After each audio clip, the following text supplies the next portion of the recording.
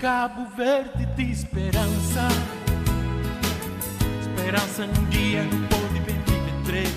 Na perspectiva de Chang, os países ricos não seriam o que são hoje se tivessem adotado as políticas e as instituições que agora recomendam ativamente às nações em desenvolvimento. Pois, estão procurando esconder o segredo do seu sucesso.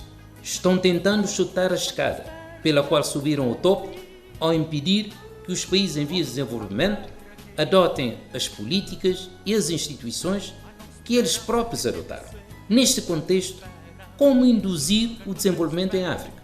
Mormente, num pequeno estado insular em desenvolvimento, como é o caso de Cabo Verde, onde as secas prolongadas, a escassez da água potável, não obstante sermos constituídos por água em 99,5% da nossa zona econômica exclusiva, e as doenças endémicas agem também como choques endógenos, que afetam a maioria desses países e põem em causa os esforços de consolidação das estruturas econômicas, ambientais e sociais necessárias ao seu desenvolvimento. E o efeito combinado desses fenómenos naturais, com outras características específicas desses pequenos estados insulares, nomeadamente a distância em relação aos principais centros internacionais, a pequena dimensão territorial, aliado ao reduzir o número de habitantes e de estruturas econômicas, sociais e institucionais, constituem para esses estados aquilo que Brito intitulou de Síndrome dos Pequenos Estados Insulares em Desenvolvimento. Pois, neste contexto, Negrão diz que para induzir o desenvolvimento nesses países é necessário a disponibilização do dinheiro barato, novas parcerias entre os setores empresarial e familiar, desenvolvimento do capital humano, reforço das infraestruturas para reduzir as distâncias relativas e a reconstrução do tecido institucional. Por esta razão, a Crônica das Ilhas de hoje tem como tema o financiamento do desenvolvimento, pois o acesso aos recursos do desenvolvimento, mormente ao dinheiro barato, constitui uma das condições para a indução do desenvolvimento em África. Esta condição tem estado a afetar significativamente os países em vias de desenvolvimento, porque as instituições financeiras internacionais têm levado com que esses países entrem num ciclo vicioso de gestão da pobreza, ao invés de um ciclo virtuoso da gestão da riqueza.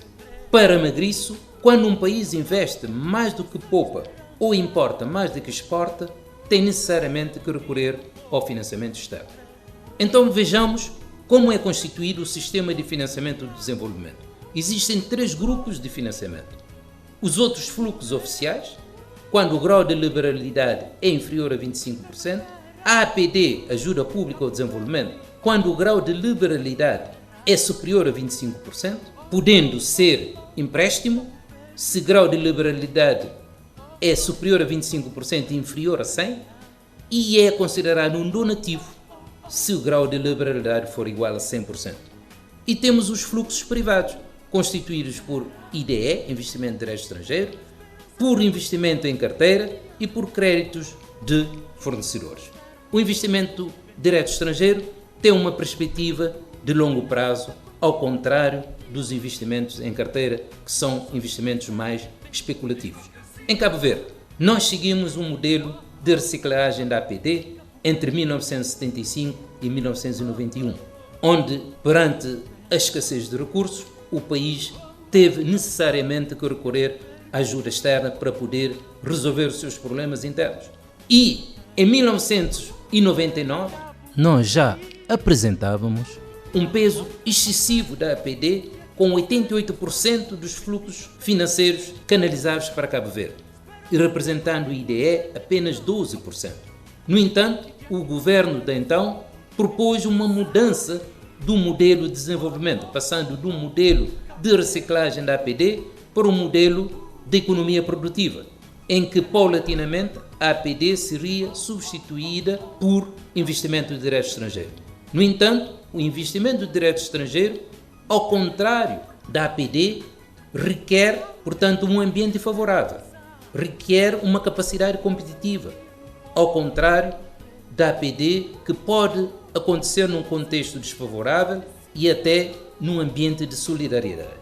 Nesta perspectiva, Atualmente, Cabo Verde apresenta uma situação em que, efetivamente, os fluxos privados tendem a superar os fluxos oficiais.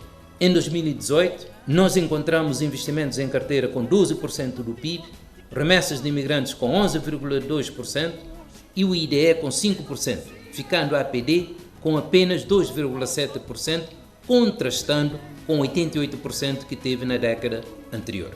No entanto, Cabo Verde precisa, de facto, de mudar o seu papel e a sua inserção dinâmica na economia mundial. Para o efeito, terá que alterar necessariamente o perfil da ajuda, procurando transformar em subsídios para a internacionalização das empresas dos países doadores, criação de uma capacidade competitiva e produtiva endógena e promover um setor privado nacional com capacidade competitiva e sustentabilidade. Nesta perspectiva, a diáspora terá que desempenhar um papel necessariamente importante, pois, fazendo eco à profecia de Ovídio Martins, nós somos os flagelados do vento leste. Morremos e ressuscitamos todos os anos, para o desespero dos que nos impedem a caminhada. Teimosamente continuamos de pé, num desafio aos deuses e aos homens. E as estiagens já não nos metem medo, porque descobrimos a origem das coisas. Com a ambição de todos os filhos da terra, constrói-se um destino.